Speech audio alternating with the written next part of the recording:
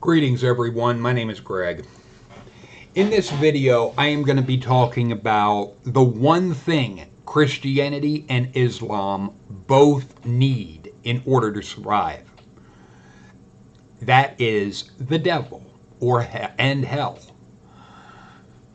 Without the stick to go along with their carrot, their religions or cults fall to pieces.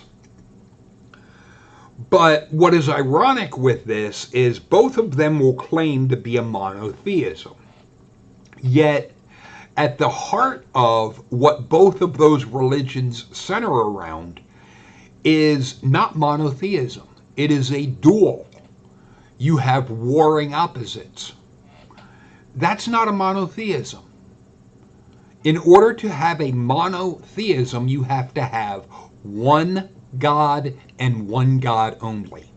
You can't have a God and an anti-God, a God and a devil, an Allah or Iblis. Because where you have that gets into Zoroastrianism, where you have this battle of opposites. The thing is, what this message and idea brings forward, one, it shows the God figure is not all powerful, because it has a counterpart that has to be at least equally as powerful as the God figure. Otherwise, you wouldn't have, the one would have wiped out the other. That basically it would be like matter and antimatter. The thing is, that's not mono, that's stereo, that's dual. So when someone like me points out the aspect of things like hell are impossible, people that buy into this shit, Christians or Muslims, can look at that as a threat to their religion. That in order to defend their religion, they have to dislike and attack that which is trying to say that their threat is impossible. And what brought this about was a comment or an argument that I had with this jackass, where they did say that I raised the question, is hell spiritual or physical? And I did. However, what that person is showing, and I'll get back to that, but what they're showing is they do not understand how to take something in context. They want to cherry pick pretty much. It makes me think they only watched maybe a minute or so of the video, which then they can't try to say that they know anything about my position because they didn't really listen to what I was saying. However, where this comes from is from this video. Now, there's something else that I want to draw to your attention. I did make a poll in this where I had raised the question and asked the question, could you go along with someone being tortured? And 14% said yes. The fact that any say yes, I find appalling. But the aspect of like versus dislike, it's almost 50-50. It's almost pretty much 50% less than liked it, disliked it, which would indicate to me, my logical brain, that pretty much at least double the viewers that liked it or whatnot were atheists versus the religious. Because the only reason, my thought is, the only reason someone would dislike this is they're addicted to the idea of threatening people with torture if you don't think like they say. But here's the heart of what I was getting at. Which is it, Christians? The Christians that are going to dislike this. Which is it? Is hell spiritual or physical? If it is physical, fucking prove it. Now, right there is why they won't go with the physical aspect, because I say prove it. But all they would have had to do is watch about, say, 5 minutes, because at around 4 minutes, I clarify what I mean with the aspect of, if you're going to say it's spiritual. Of the body. It rots, it goes back to worm food, and that's all there is. There is no aspect of feeling pain or pleasure after you're dead. If you want to try and say that there is a spiritual anything, one, you have to prove that. That is a claim that you are making that atheists and skeptics like me say, I don't believe your claim. Where is the evidence to support your claim?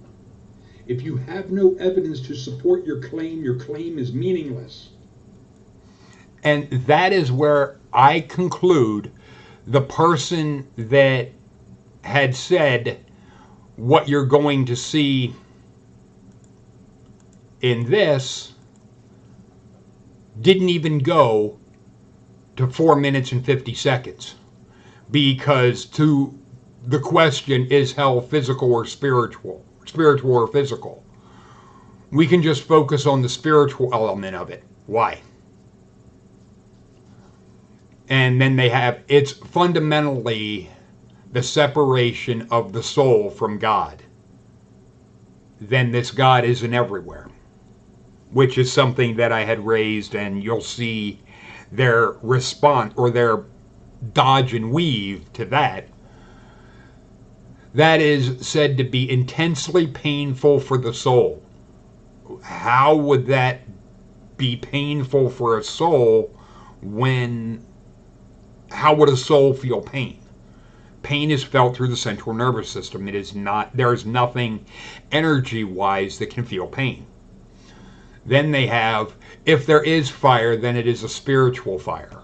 Oh, fucking please. The idea of spiritual fire is something that I've heard. And I want to show this because, yet putting aside the aspect of what people might think of Cosby, you're telling me I should respect unfounded claims, baseless assertions, and illogical arguments?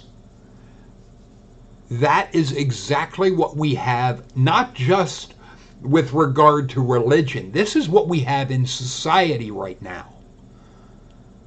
Because the trend with this Me Too movement and so forth is the idea that just making a claim, just making an accusation is proof someone did something.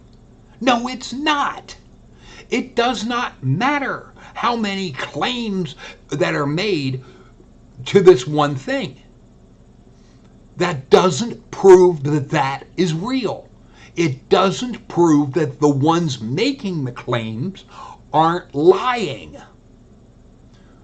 I had said this with the Cosby thing, and people flipped the fuck out because they had the attitude I was defending Cosby. I'm not.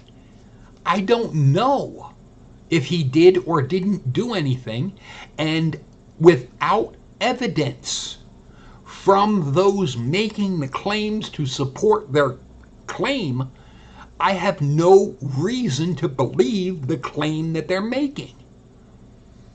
And I had equated it to, do you believe in Bigfoot? Do you believe in UFOs? Do you believe in alien abductions? Do you believe in near-death experiences? There are claims about all of them. Mountains of claims over and over. There are claims about reincarnation. Do you believe that?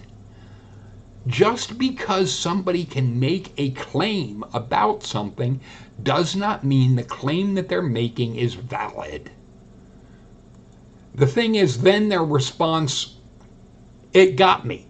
the second one really, this person never gives any type of reason or evidence to support what they're saying. That they try claiming, I never said or implied natural fire, but only spiritual fire, which requires no fuel or oxygen. Based on what evidence? If you're going to say spiritual fire doesn't need fuel or oxygen, first of all, you have to prove spiritual fire exists. You don't just get to make up stupid bullshit, pulling it out of your ass, dripping with your poopy turds, and be this is a gold nugget. No, it's a turd coming out of your ass. You're making shit up. Then they went on to, with this aspect of I almost laughed my ass off with the idea of, while God is some way present in hell, he is not engaged with the intimate relationship with him that are designed for. A mother may never leave the house, but a baby in the crib may not feel her presence. A soul in hell will never feel the presence of God now or see him at all. How is that different than what atheists like me can honestly say regarding any God right now? I see no evidence. I feel no presence. I have no reason to believe a God exists. A person in this hell type of shit could claim to have a personal relationship with a God in the same way people in life make such a baseless claim. It does not mean that they have to have any type of basis in fact or anything to support their belief.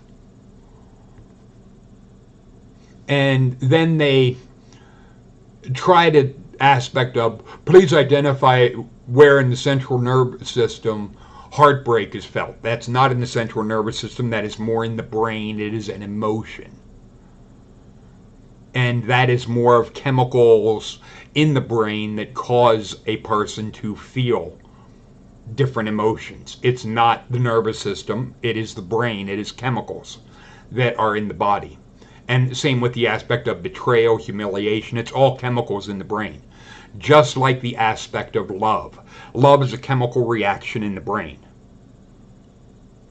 It is connected, our emotions are connected to it, but it's not reliant upon the central nervous system. It is reliant upon the chemicals that are in the human body. This shows that people like this are just too fucking stupid to understand basic biology. Then they claim there is physical pain and there is spiritual pain. Prove that there is spiritual pain. Prove that there is a spiritual anything. I see no evidence to believe it. And I pointed out to them that in both cases there's no mention of any such thing in the Bible. And they are, so what? Are you going to tell me that the Bible is the sole authority? If you're talking about a God and anything regarding a heaven or a hell, yes. Given the fact that there's no other, you can't talk about the Christian idea of hell without talking about the Bible, because that would be like talking about kryptonite without talking about Superman. It just, or Pinhead's box without talking about Hellraiser. If you're taking an element from a fictional story and discussing why that fictional element is impossible, You are going by the fictional story that it's coming from. There is no evidence of a God, a heaven, a hell, a Satan, any of this shit outside of religious texts. That is the central issue. There is no evidence of spiritual anything outside of religious texts. And then they claim they didn't threaten anyone with anything. Bullshit! I draw to your attention, and to use the term prosecution exhibit A, all you have to do is the aspect of the last few words, your fate will be sealed. Upon entry, it's too late for second chances. Then, even going up a little bit, about to the middle of it, all you need to know is that it will be intensely painful, intensely regrettable if you end up there, and it will be a miserable and horrible existence. That is a threat. You are threatening this person is making a threat to me about how I will feel this intensely regrettable and horrible existence type of thing unless I think like them, yet they give no evidence, no reason to believe what the claims that they're making, that they have any validity at all. And they are utterly unwilling to admit that they make threat after threat after threat after threat. Because they will try to say how what they're doing is using the aspect of fear. They mentioned that in another one. The thing is, it's not loving, first of all, what they're doing, but there's also the aspect of 1 John 4:18, there is no fear in love, but perfect love drives out fear, because fear has to do with punishment. The one who fears is not made perfect in love, which is in direct conflict with the idea of people going to a hell, the aspect of people being afraid of going to a hell, and this idea of God being loving and so forth. No.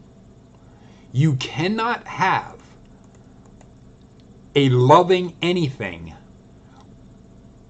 and have a place of torture, because that is in stark contrast to love, especially what is termed unconditional love. Christianity and Islam can't have unconditional love anywhere in their religion, because everything about their religion is based on this aspect of inducing fear in order for people to adhere to the tenets of that religion. That is not an unconditionally loving position. That is a fearful and conditional position. You do not show that you are, to use unconditional or unconditionally loving, and act in the way that Christianity or Islam dictate. It simply can't exist. Now, I listen to Coast a lot when I'm at work, on my breaks and so forth, even though I find a lot of the ideas to be baseless assertions, with base assertions without evidence. The thing is, I don't see the idea of like an afterlife being entirely impossible, just improbable. And what is impossible is the Christian and Muslim narrative of either. because both the heaven or the hell, it's both torture. Either kissing the ass of a god forever or being tortured in a physical type of torture. Either way is torture. Because if your entire existence is about kissing the ass or sucking the dick of the god, and it's not at all about you because that's pride, then it's all about this god, which is meaning the god is full of pride. So it's having the very thing that it would condemn you for, but be that as it may, it is also showing that this god is extremely narcissistic and extremely insecure, that it has to have constant validation, which would raise the question in my mind for these people that would be constantly praising this god, who are you trying to convince, me or yourself? But one of the things that is mentioned by New Age type is this idea that after people die, that they're embraced by an unconditional love. And I'm like, all right, that's an interesting idea, but I don't see any evidence to support that idea. But this idea that there would be, to use the term, unconditional love, then it wouldn't matter. But I don't believe this. My disbelief in this claim that there is unconditional love in the universe, okay, fine, prove it. I would say, show me the evidence that this actually exists. And everything that I've seen, it doesn't exist.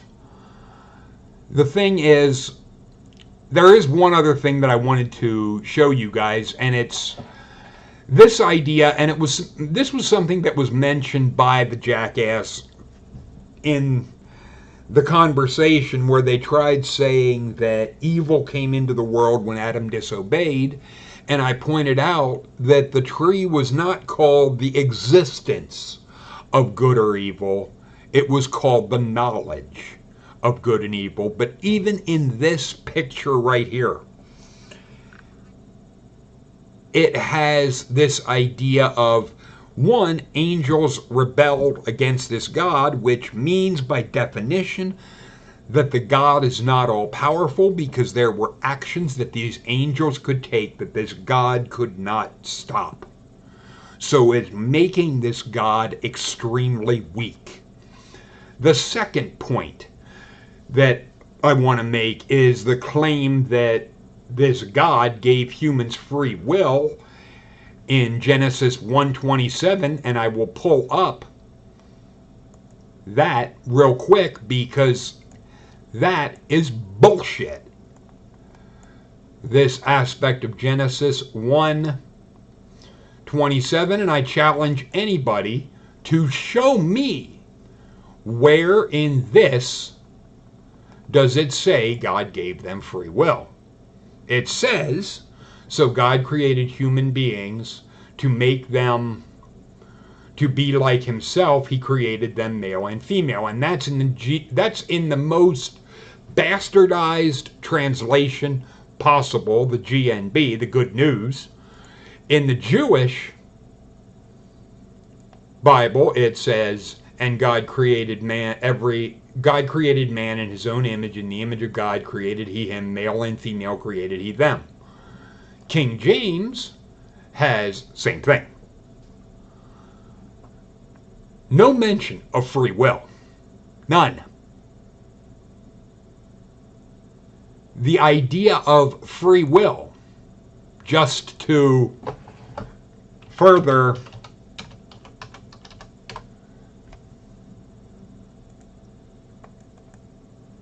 establish this. Oh, wait a minute. They might have it as one word. Yeah. And one of the things that you will notice, Leviticus 22:18, free will offering. Leviticus 22:21, free will offering. Leviticus 22:23, free will offering. Leviticus 23:38, free will offering. Are you noticing a pattern here, people? That the free will is in regard to offerings. It's all about the shit that this God is getting. Holy fuck, this God is as selfish and self-centered as these Christians. It is all about gimme shit, gimme stuff. But then there, in this third point, it mentions Adam and Eve who ate the apple. What? Apple? Apple? Apple does not exist in Genesis. Apple, and I will even have it as just the first 5 books of Moses. It's in Deuteronomy. Apple does not exist in Genesis. There is no apple in Genesis. That is just a flat out lie. But the aspect of knowledge of good and evil, if you do not know what is good and what is evil, then you can't make a choice between what is good and what is evil, because you do not know what is good and what is evil. It's like asking you to tell me the difference between blah and pfft. If you don't know what the things are that you're having to choose between, how can you make a choice? And what's worse is the idea, it comes in with this one. That first bullet point, God did not create the world, create a perfect world. What? What? Hold the fucking phone. All through Genesis 1, with every fucking day, I think it's every fucking day that it says about it was good, and, or it might just be near the end that, I know it's at the end of it, that this God thing had said about it was very good.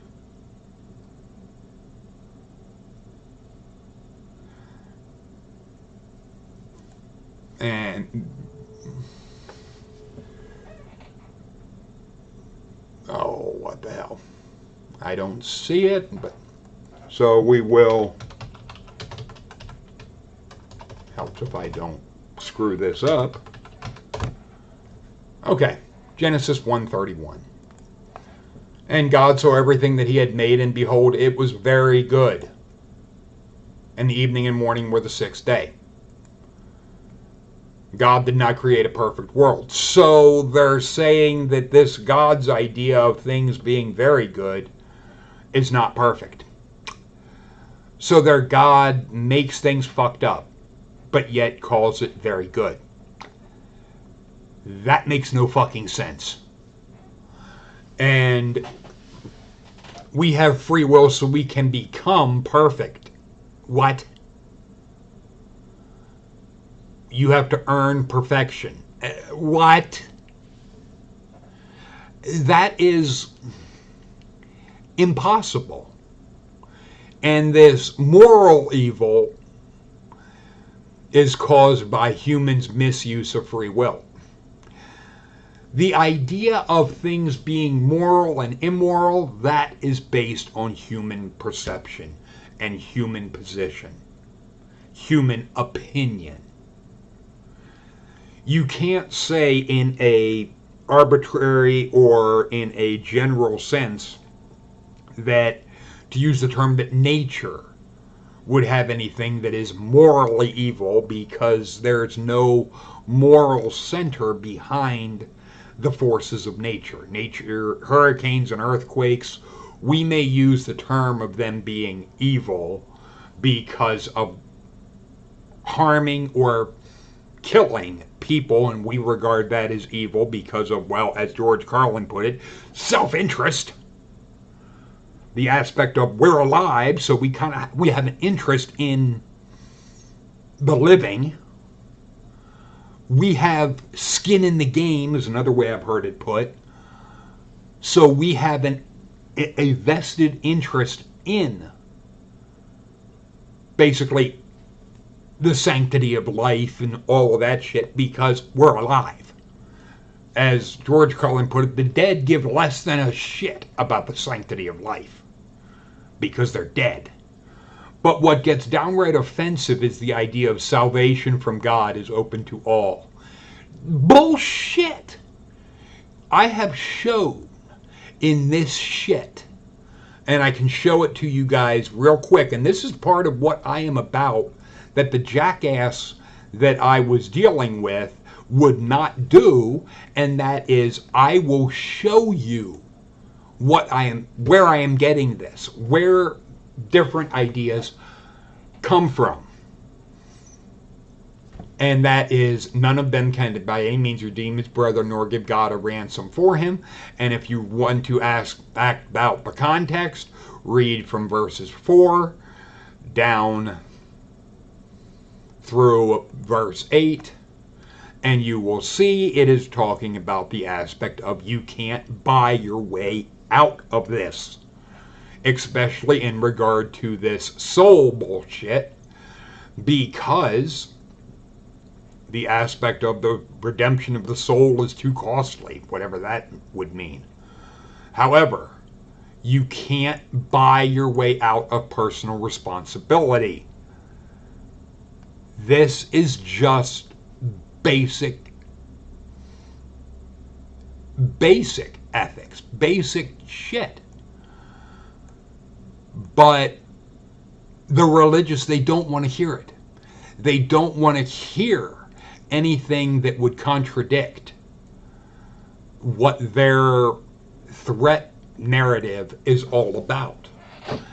And it's not at all a loving anything, let alone unconditionally loving. Because if to use the term, if there is a cosmic God or a deistic God or any kind of God, any kind of force in the universe that is unconditionally loving to everybody, then number one, what you believe doesn't matter. How you treat people wouldn't matter. It would still have, to use the term, unconditional love for you. You can't say that you love someone or something loves unconditionally, then turn around and say, well, not this person and not this person because of this action or this action. Then you're putting a condition on it. This might be painful for some people to get their head around, but if a God would exist and would love unconditionally, it has to unconditionally love the rapist as much as the raped. It would have to love the murderer as much as the murdered.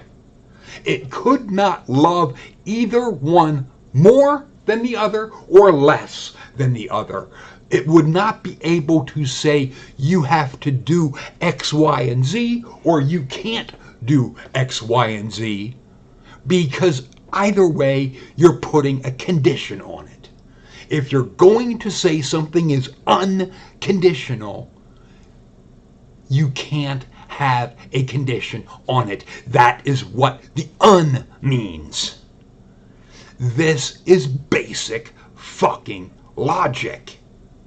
And this is where the religious can't stand it, because they don't want unconditional love for everyone. They only want conditional love for those that fit their paradigm. And that is tyrannical. Feel free to leave your thoughts and comments in the comment section. Later, people.